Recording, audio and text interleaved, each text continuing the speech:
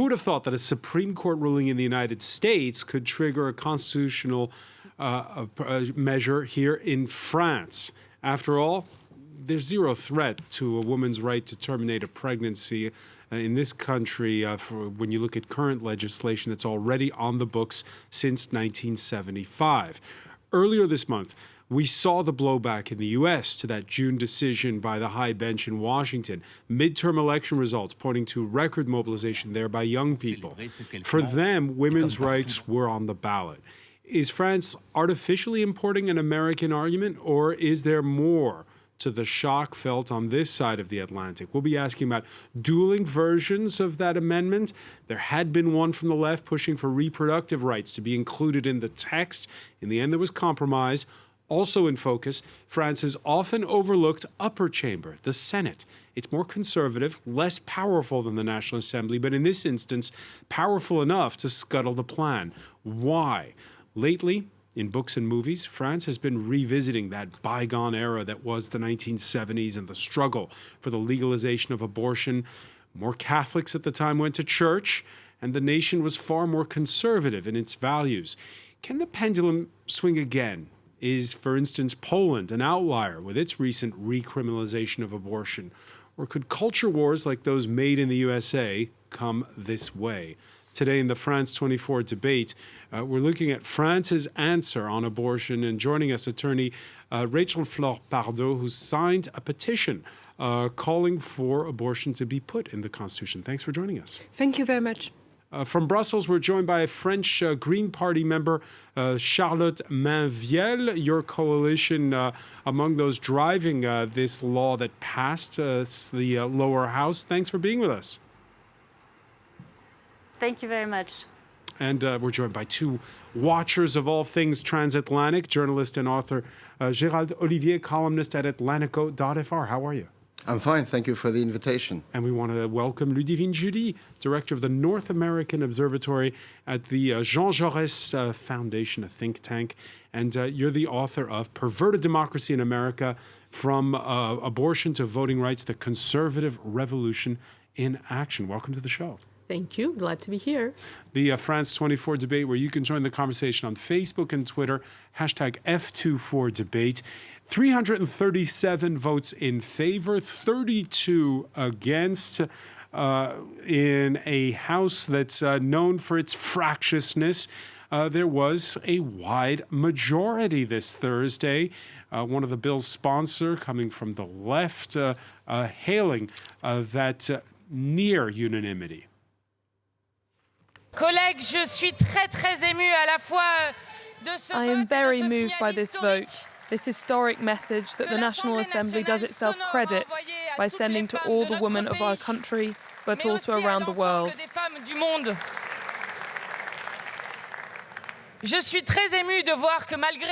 I'm very moved to see that despite the efforts made in vain to obstruct, we have succeeded in finding consensus with a long-term outlook. Persuaded that we are enacting progress, not just for us, but for future generations. And, colleagues, today the National Assembly is addressing the world. Today, our country is addressing the world. France, by enshrining abortion rights in the Constitution, will be the pioneer in women's rights. Serait la nation pionnière en matière des droits des femmes. The National Assembly addressing the world, says the left's Mathilde Panot.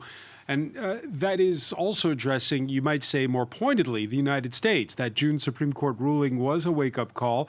So says the French government. Here's the tweet put out by government spokesperson Olivier Véran. The United States has shown us that the right to abortion is fragile and can be challenged very quickly. We must protect it by enshrining the right to abortion in our Constitution. We will make it even more difficult to remove it tomorrow. Rachel Fleur-Pardo, the petition you signed, and it was signed on the day after the Supreme Court ruling, opens with the line, 6 votes was all it took to upend the lives of millions of women, a nod to that 6-3 decision by the judges. So events in the U.S. are what's prompting this move here in France? Obviously, the United States have influence in a much bigger part than only their country, and they have an influence in France. And what the United States and the Supreme Court reminded us is that women's rights are fragile. They are pretty new. For decades, women did not have the rights they have today.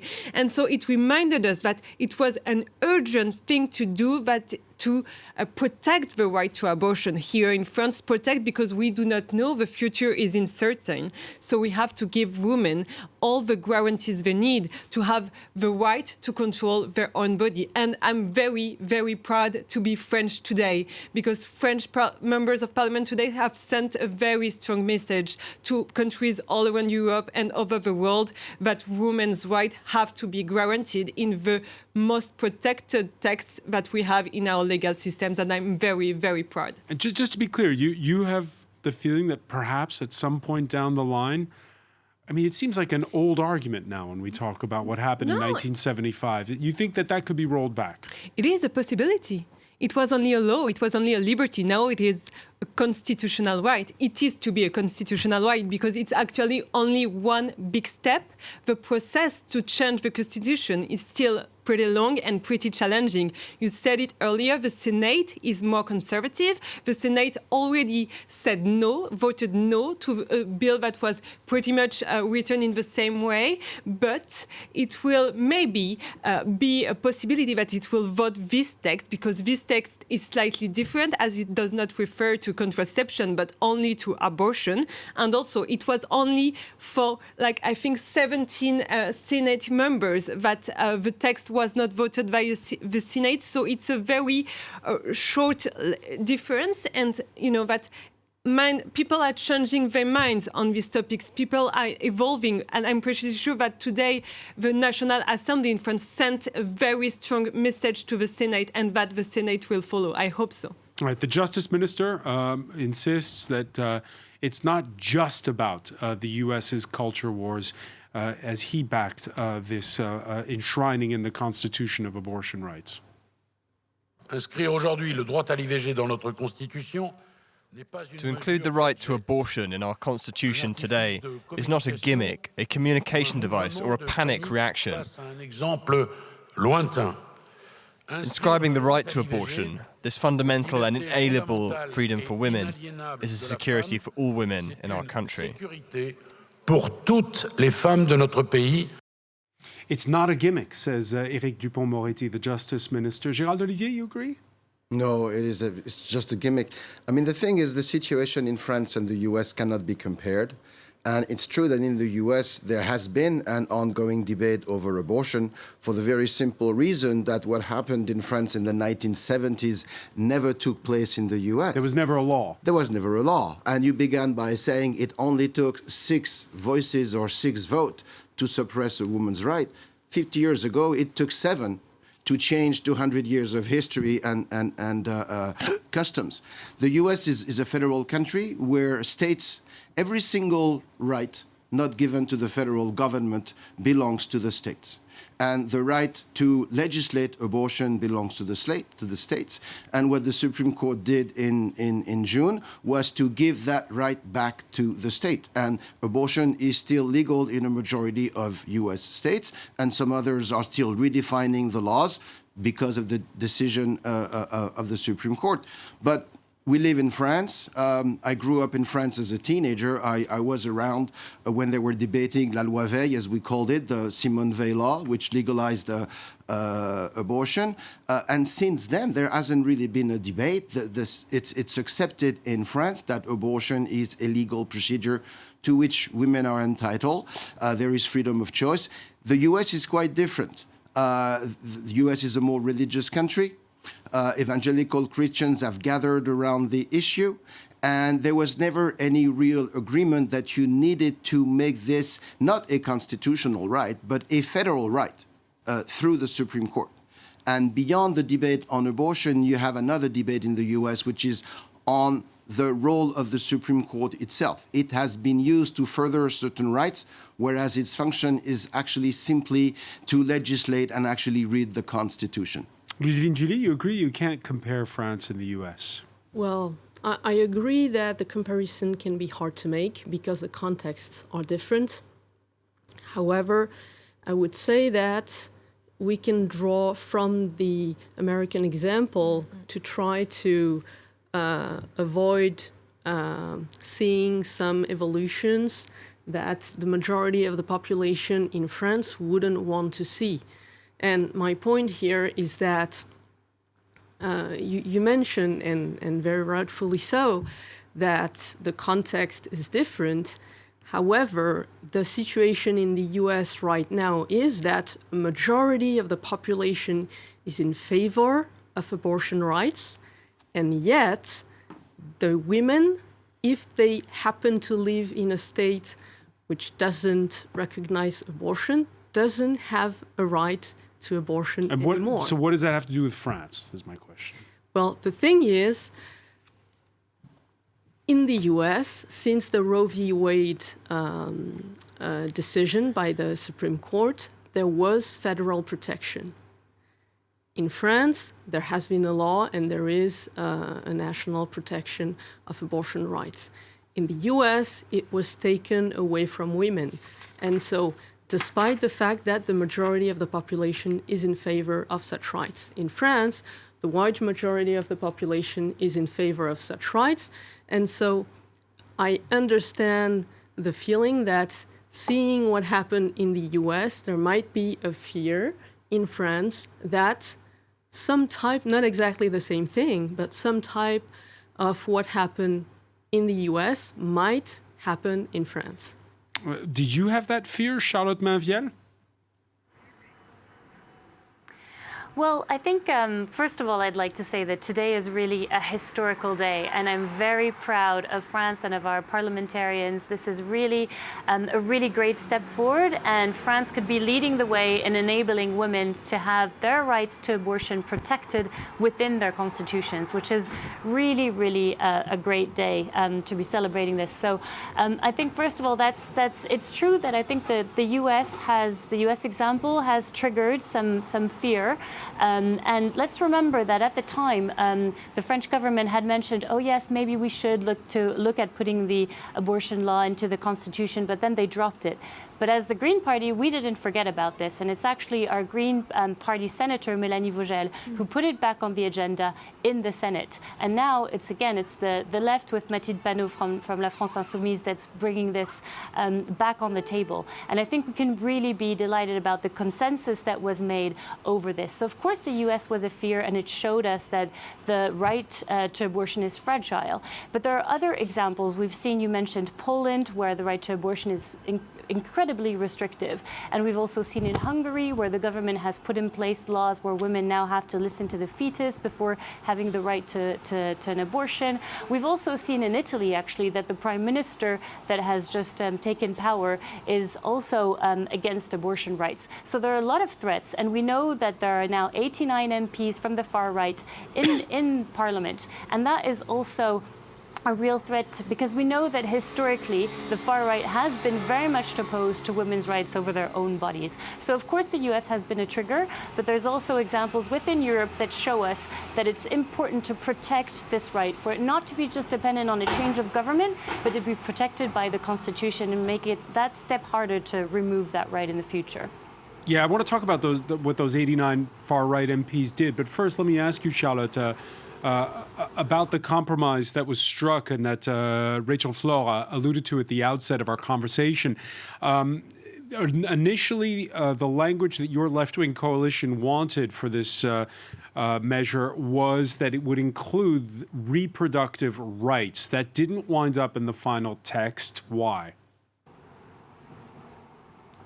Well, I think it's important to think about, yes, there's lots of things that we wanted to include in. Of course, we have to make certain compromises. But I think this is actually great progress. There has been a lot of obstructions, not just on contraceptive rights issue, but also on the delay of abortion. Initially, some MPs on the right, not just the far right, but also the conservative MPs, wanted it to be like 12 weeks instead of the 14 weeks that have been adopted recently. And we know that there were certain pushbacks like that for the length and the delay not to be included, but that was maintained. We managed to put that forward.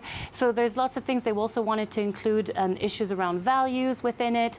So there were lots of things that were trying to obstruct the process from the right and from the far right. So of course we had to bring everyone together and make certain compromises. But what we have now is a very strong piece of legislation, and I really hope that the Senate is able to adopt this. We know that we're missing 17 votes in the Senate, but I'm confident that we'll be able to convince those senators to change their mindsets, because we know that actually 80% of the population is backing this law. So they would really be in a very bad position to not agree to put this legislation forward now to protect this fundamental right. And so despite, I think, a lot of obstruction from the right and the far right, this is really a big victory for us today. Right. As you were mentioning, Charlotte, 89 far-right members of the French Parliament, but there are only 32 who voted against. I don't have the breakdown of who the actual 32 are, which party they were from. Let's talk about the far-right for a second. Historically, it's been anti-abortion. That position, though, has evolved, you might say, over the years. The National Rally and its leader, Marine Le Pen, have gone from opposing to supporting this amendment, to introducing one of their own to specify that cutoff date of 14 weeks that you mentioned for abortions, 14 weeks, which is what's currently on the books. Is abortion possible after 8 months of pregnancy, for example? It's not inscribed. In the Doctor's Code of Ethics and Conscience Clause, it's not registered. And because it is unclear, it would be an open door for interpretations. So, in the end, this question of let me ask you, Rachel Flore-Pardo, this question about the National Front putting its own version in. They wanted they weren't against the measure, they said. They just wanted to specify the 14 weeks. Well, their action is really about access to abortion, because it recalls that today in France, access to abortion is far from being perfect. And you said, is it only about the US? No, it's not only about the US. It's also about the fact that in France, women have struggled aborting within the delays, within the 14 weeks that are now settled. And also this 14 weeks delay, it's pretty new.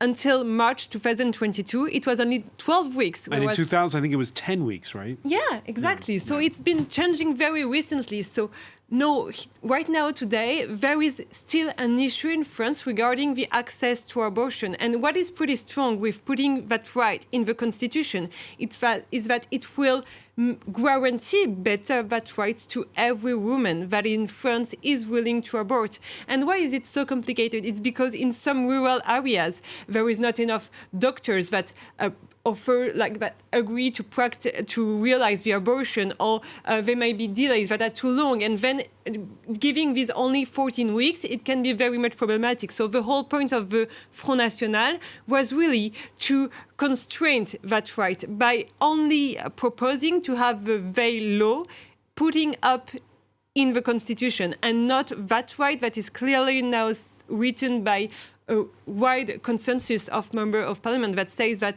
no one should see his right to abortion being affected, or everyone should have equal access to abortion in France. So it's very important. But again, the leader of the far right is in favor of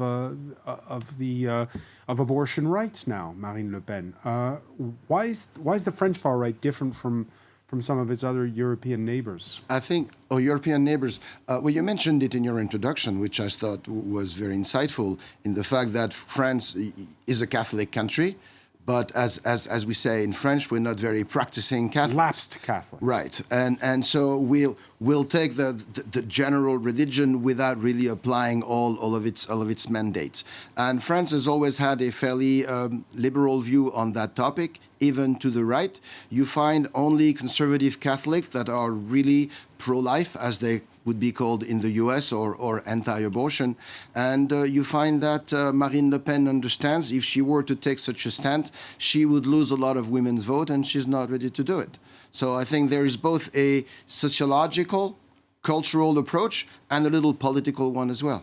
You mentioned there is that small minority in France that is opposing abortion. It's small, but it's vocal.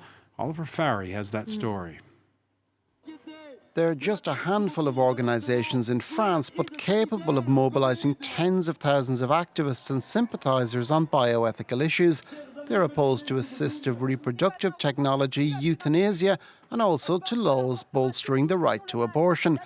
One of these organisations, Alliance Vita, has been active in campaigns for more than 20 years and is dismissive of the notion that abortion is a human right. People say women do it because they want to. But the reality is we've seen that there are many women who do not have abortions, neither on demand nor by choice. And what we find worrying is that writing this into the Constitution will normalise it. Where will it all end? But regardless of whether abortion becomes enshrined in the Constitution, anti-abortion activists know that outlawing the practice in France would be difficult, so they're focusing rather on limiting access to it, something that worries family planning groups. The anti-choice camp may roll back the rights we've won, especially the right to an abortion paid for by Social Security, but also access for minors who can currently have free and confidential access to abortion services. They could roll back rights such as the extension of time limits. They could very well reduce them, which would make access to termination very difficult for women. Family planning advocates welcome the proposal to put the right to abortion in the Constitution, but they're nonetheless vigilant about maintaining access to it for as many women as possible. Ludivine Gilly, when we've discussed the abortion question in the United States on this set, and we've had people who were anti-abortion, they said to me, well, it's a matter of faith. It's because of my religious convictions. Is it the same with the French people who oppose abortion rights or are in favor of limiting them? Well, I couldn't very well speak about the French people. I mean, I'm French. I know what I think, but I'm a specialist of the United States, so I could tell you what the. Do you get the sense it's the same kind of people that you have in the U.S.? You have, based on the sample we just saw right here, you can see that part of the drivers behind the anti-abortion movement in the US and in France, as it is shown here, appear the same. We mentioned a little bit earlier the faith part.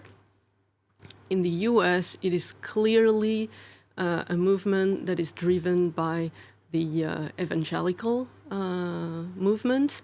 And so in France, it's not the same. It's more the Catholics, although I think we can see some evangelicals as well. But the drivers, the movements are not exactly the same. But I can see the faith part in both countries. Is it a common thread everywhere, Charlotte Mainviel? You're usually based in the UK. Well, I think it's important not to minimize the impact that these pro-life, so-called pro-life groups can have, and the anti-abortion sentiment that still exists, even though, of course, we have a majority of the population behind us, as I mentioned, with 80% of people in favor. But let's remember that for this piece of legislation, some of the lobbyists of these groups, for example, have been sending letters to some of our MPs with like miniature fetuses to try and dissuade them for voting in favor of this law. We've also seen that at the local level, there are basically representatives from the right or the far right that have been cutting funding of family planning organizations. We heard the far right spokesperson just this morning saying, you know, we don't need this law, all of this isn't necessary. So I think that there is an important movement that is trying to contest this. So I think it's hugely important to protect this. And of course, the mentality in the US might be different, but I think these battles are really important to win and to be able to take us in the right direction. And I think I also want to echo what one of your guests was saying about, of course, this is important to protect our constitutional right to abortion, but access is also essential. And she mentioned the fact that some women aren't able to access abortion locations because of the distance, because there's a lot of areas where they won't be able to find a place because of the delays to being able to book an appointment. So I think there's the issue of this right being fundamentally protected, which is a huge victory, but there's still a lot of work to be done in enabling access in terms of costs, in terms of location, in terms of medical staff being available. So that's also a huge piece of work that we need to continue doing in terms of our political parties that we need to be advocating for. Yeah, and again, as we said at the outset, this measure is not passed. It still has to go to the French Senate. Charlotte, have you been doing a bit of head counting to see? Explain to our viewers, first of all, why it is that it's harder going in the upper chamber. Well, I mean, it's also a matter of the political parties that compose our Senate. So the members of the Senate are more towards the right. We have a bigger number of conservative senators. So a lot of them actually abstained in the first round because, as I mentioned, our Green Senator Mélanie Vogel put this forward first in the Senate, and it failed by 17 votes. And now it's in l'Assemblée nationale. But it's going to go again to the Senate. And so there's a piece of work to do to convince them. So basically, we want a bigger number of those senators to either vote in favor or to abstain. And I think there's going to be a little bit of a dynamic where they will have seen that some of their peers in the Assemblée nationale voted in favor from the conservatives or the far right, etc. So they will feel some pressure to actually push this law forward. So I think, of course, it's going to be difficult, and we're going to have to really mobilize all our efforts in terms of raising awareness on the importance of this law passing. But I think there's huge potential in those senators changing their minds and protecting this fundamental right for women to have the right to decide over their own bodies. Rachel Flor-Pardo, the Senate's a funny place. It's the senators are not elected by universal suffrage. They're elected by other elected officials, basically. And so it's a chamber we often kind of forget about. But in this case, it matters a whole lot. In this case, it's really not to be forgotten. When you want to change the constitution in France, there is a very clear process. First of all, in any case, whether the bill comes from the parliament or the government, it has to be voted in the exact same terms by the National Assembly and by the Senate. Today, these terms are the law guarantees the effectivity and equal access to the right to abortion. And so this is the first step. So we have a first part with the vote in the National Assembly, and now we have to see whether the Senate is going to vote it. And we are missing today 17 votes. And after that, and this is important because there are two options. If it remains a bill supported by the Parliament, which it is today, it will go through referendum. It means that it will be submitted to the French people. So hold on, what are the conditions for a referendum? Explain that. It has first to be voted in the same terms by the National Assembly and the Senate, and it has to go for referendum if it comes from the Parliament. And today, the bill comes from the Parliament.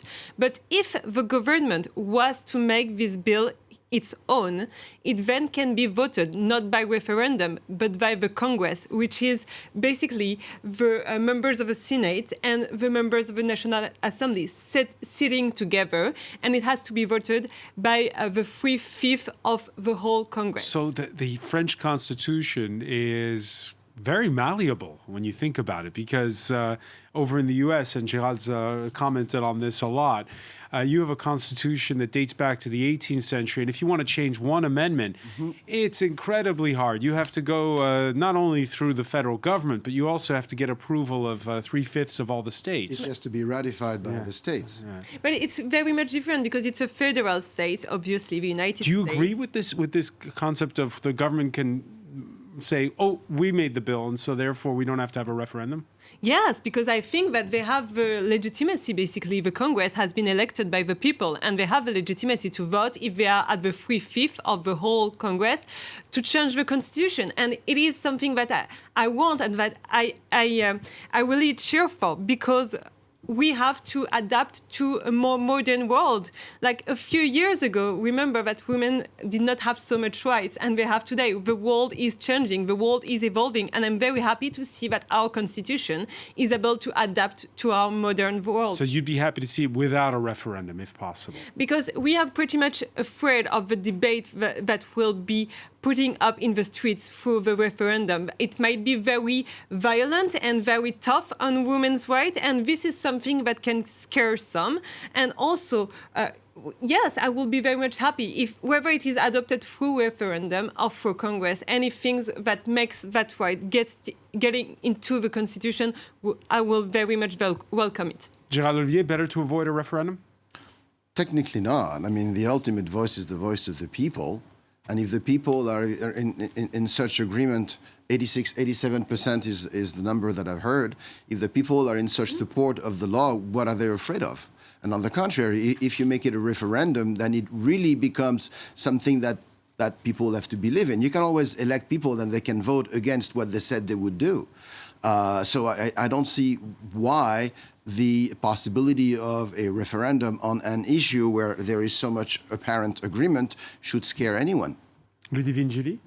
I think that if there were to be a national referendum in the United States on the question of abortion, it would be very much welcomed by the pro-choice part, because, as we mentioned earlier, given the difficulty to amend the Constitution, it is going to be very hard to adopt a national protection for abortion rights. And so right now, actually, there have been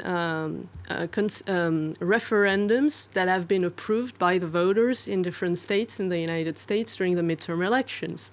So in the US, at least, it is a way for the pro-choice camp to make their agenda move forward. Yeah, and we'll see that. If I may, I don't necessarily agree. You could have a referendum in the US. I think you might be surprised by the result, and it would all depend on which way you ask the question. Because there are two issues. On the one hand, I think a majority of Americans, both men and women, are against prohibition of abortion, which some states are trying to implement today. But to make abortion a federal and even furthermore a constitutional right would also raise a lot of objection. I actually consider that the situation created by the June decision for the Supreme Court is the best possible situation. People can vote with their feet. People can elect their own representative at the state level. Make a law is what you're saying. Yeah, make the laws at the federal level and at the state level. And if they're in favor of such a law, it will be voted upon. Ludivine Julie, I mean, you agree with that?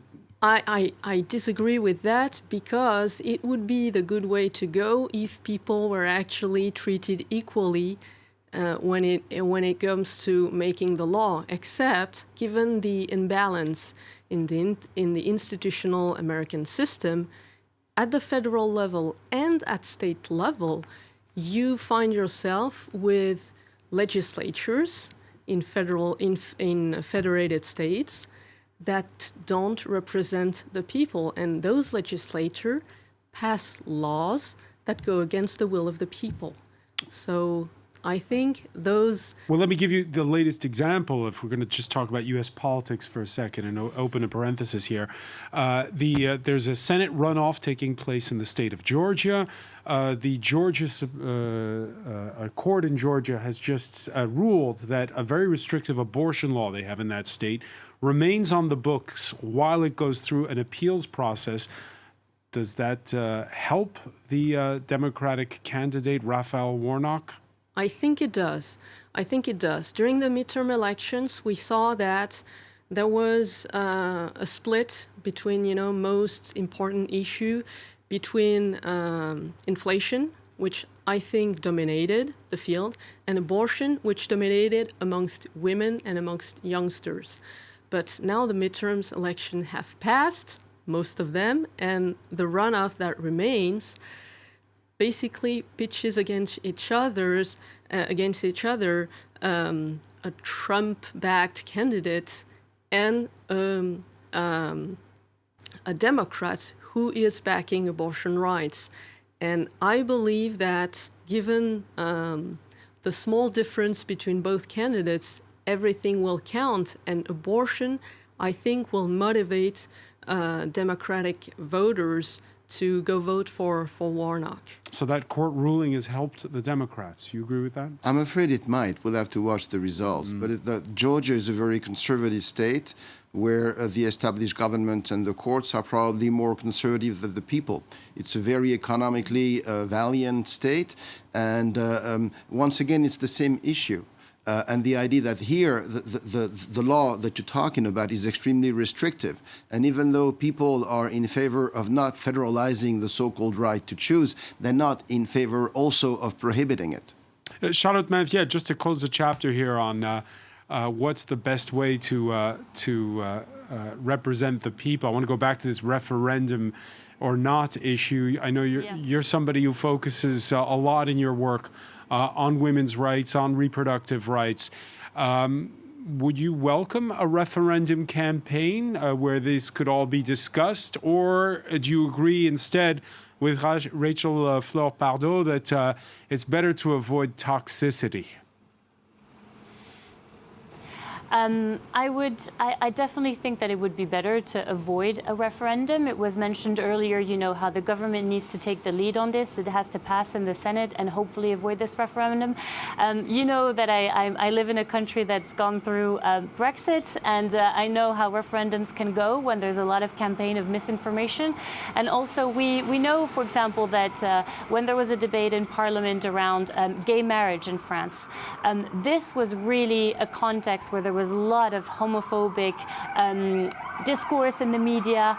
It was a really very hostile environment for LGBT people, and I don't think it would be a positive thing for us in France to have this as a referendum issue, and it wouldn't be necessarily a good thing for women's rights. We already have won this cultural battle. We have 80% of people who are backing this, and we know that a lot of these toxic groups, as you said, you know, could really weigh on the discourse in the media. And yes, as you said, you know, women's rights are really important to me, both in terms of my work within the Green Party, where I'm heading up the Women's Commission, and also in terms of my professional work.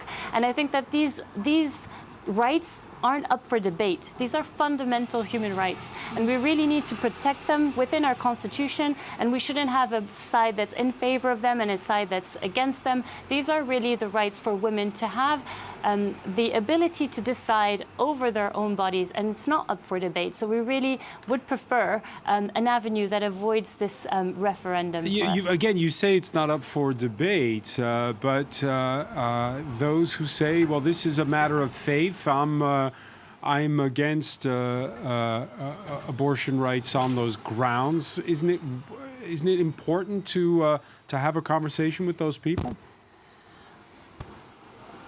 Well, it's interesting, isn't it? Because now we're talking about faith when actually there's a lot of discourse about France being a very secular country, and we oppose minorities sometimes to be able to express some of their religious beliefs. So, you know, religion really shouldn't have an impact into legislation. This isn't a matter of faith. This is really a matter of health, of human rights. It's not a matter of something that where faith can be taken into consideration. And we know that this has been an argument for the right. They've tried to ensure that doctors have the right to withdraw from being able to deliver an abortion, to have a sort of clause of consciousness to be included. I mean, this is hugely problematic. We can't have faith interfere within our health system, within women's rights. And so I think we really need to counter those arguments pretty strongly. It's interesting that you say that, because again, and you'll know this better than everyone, even GD, people watching us in the United States will be a little bit shocked, but they have a different system. We have a separation of religion and state that they don't over in the U.S. Well, theoretically speaking, church and state are separate in the U.S. In practice, we see every day that it's not the case. And the other difference, it's not overtly stated though in the U.S. Constitution. It's not overtly stated, but it is often quoted, but it is not applied. It is not applied, and one thing that is different between France and the United States to that regard is the proportion of believers, if I can say so. In France, we have most of the population who doesn't go to church, but even if you don't go to church, you might believe in this idea of the sanctity of life. Mm-hmm. Well, of course, but you have a spiritual society and you have a secular society, I think, on one hand, on the other hand. And so I believe that in the United States, the historical context, the cultural context gives more space for spirituality and, first of all, religious beliefs to ingrain themselves in policy, which is much less the case in France. All right, so very, very big difference between France and the United States on that score. Earlier, you heard Charlotte Mainvielle talking about cultural battles. And there seems to be this nostalgia for past cultural battles these days. The battle for women's rights and the 1975 legalization of abortion in this country has been the topic of a string of books and movies lately. Out in theaters right now, there's a biopic of Simone Veil, who, as health minister, sponsored that bill.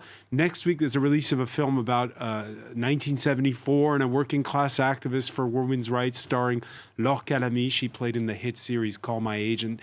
And then there's L'Événement, last year's winner of Best Picture at the Venice Film Festival and based on the autobiographical novel by this year's Nobel Literature Prize winner Annie Ernaux about the unwanted pregnancy of a young student. Rachel Flore Bardot, why this dearth of books and movies about that pivotal period of the 1970s? Yeah, I think it's beautiful to see women of my generation being so much inspired by women of the previous generation. And I do believe that each generation has its own battles, and they put the abortion right in the law, and it is our battle today, my generation's battle, to put the abortion rights in the Constitution. And I'm very happy that the first step happened today. And obviously, the strength we have, us that are fighting for this new constitutional right, goes back to Gisèle Halimi and Simone Veil and many other feminist figures of the past century and we owe them just so much. So it's really beautiful to see all these tributes to these women. Gérald Olivier? Well, the interesting part is that we hear a lot about women's rights, but if I were to bring the debate back to the American point of view, the anti-abortion considers itself defenders of the right of life, the right to life, and that right to them is more important than a woman's right to an abortion. So we are battling two rights here. And as far as comparing eras, I think the cultural pendulum can swing one way and then come back the other way. The 1970s were a time of experimentation, a time of opening, a time of great freedom following a decade of upheaval, the 1960s. And we've seen 50 years later some of the results on some of those reforms. And I think in the US today, there is, at least among a segment of the population, the feeling that it's time to go back a little bit from how far we've gone. And it can start with abortion. There is a much more traditional value-funded movement that is alive. The decision of the Supreme Court also reflects, in some ways, the mores of the society. Those judges were put in there by President, who was himself elected, and there was a 50-year battle. Why the 70s nostalgia? The 70s nostalgia, maybe it's because people feel it was a freer time than now. Ludivine Gilly? I think the 70s nostalgia is shared by a minority of people, and the judges who decided the Dobbs decision were actually put in place by a president elected by a minority of Americans and confirmed by a Senate elected by a minority of Americans. But that's in the U.S. I'm talking about here in France. Why are all these books and movies about the women's liberation movement of the 70s resonating so much? Well, maybe because people are seeing that in other countries rights are being questioned, and they want to look back at those times when those rights were being defended and being won. And it's also because we had the Me Too revolution, and I want to call it a Me Too revolution in 2017, that put the fight for women's rights back at the first page of all newspapers, and it took another way. Its focus is now on fighting sexual violences, and all this new feminist revolution obviously make us think of other women that 50 years ago had another battle, and it was for abortion. And Me Too, which came from the United States. Obviously, the United States have a very strong influence. And actually, today, the pro-life movement in the United States are really financing movement in France to fight against the constitutionalization of that right. So it has a big influence. All right, so we pay attention to what happens on the other side of the Atlantic. Many thanks, Rachel Flore-Pardo. I want to thank as well Ludivine Gély, Gérald Olivier, Charlotte Mainvielle for being with us from Brussels. Thank you for being with us here in the France 24 debate.